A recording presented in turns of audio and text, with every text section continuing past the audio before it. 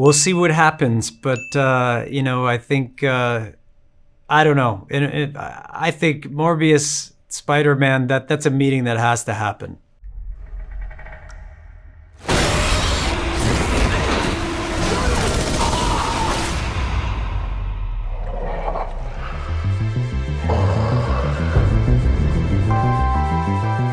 I do love horror. I love elevated horror, elevated genre in general, and yeah, I think that's what makes this different. It's a more big Marvel movie, but also has elements of horror. It's a little darker and scary, and that's kind of makes it stand out in the crowd, I think. Yeah, I think what's really interesting about the genre is that as a form, it allows you to be quite almost like Shakespeare does. You can be quite big, you can make quite bold choices because the universe is in itself quite big.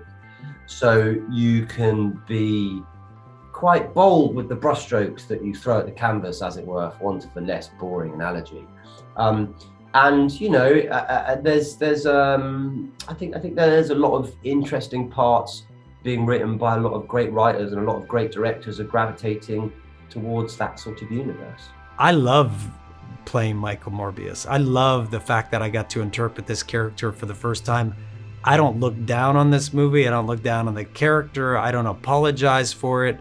I put it up alongside anything else I've ever done in my life. And I think audiences deserve from me my very best, and I did my very best in this film as best as I could. I worked as hard as I could to bring this character to life. It has a transformation that was very challenging and for me creatively exciting. But no, I mean, I think that, the best of Marvel, the best of DC stand alongside the best of any other film. I think it's ridiculous to suggest otherwise. I know. I'm just kidding. What's up, Doc?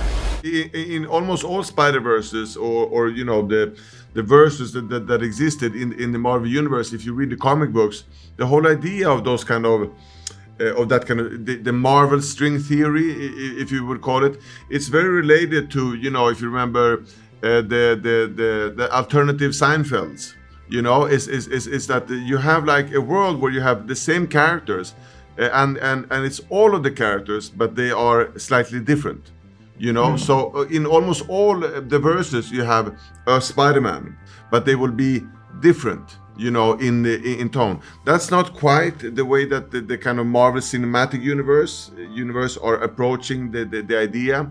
Then you have the second kind of legend, which is about the totem, is that in all universes that there is a spider totem. So which means that in all universes, there have to be a Spider-Man. We'll see what happens, but, I think, I don't know. I think Morbius, Spider-Man, that's a meeting that has to happen. Once you make a movie like this, once you make a Marvel movie, I think the second you finish the movie, it's no longer yours. It almost never feels yours. You have a responsibility to sort of make this movie for the fans. And I think that's what we did. So I felt it. I was feeling the pain. I was like, I just want them to see it. I want them to enjoy it, and I want them to be introduced to Michael Morbius or reintroduced to Michael Morbius, and to meet Martine and to meet Milo. And I'm very proud of the film that Daniel made. I have increased strength and speed and some form of bat radar. What else can I do? If you think of his power, one of his powers are echolocation, and the first time we saw it now was in Ben Affleck's Daredevil, and there, what we always have done is that the people that have echolocation have been blind. So it's always been like this representation of a dark room, and then you have some kind of wave that goes through it, and you can see things in the dark room. But what happens if you are a seeing human being? Because then you have to kind of adapt that kind of next, your third eye, if you would call it, upon the, visions of how you really perceive the world, So then I thought psychedelia, man, or that kind of vibe. So then I thought, okay, it has to become psychedelia. And then I started, I'm a big comic book lover, so I always loved how they drew powers, So then, I was watching Pokemon, and I was like, I like that. I like those waves. I like those colors, I like that kind of expression. And then we put that together and started working out this idea of the psychedelic version of the third eye. Just accept who you are. The bad guy.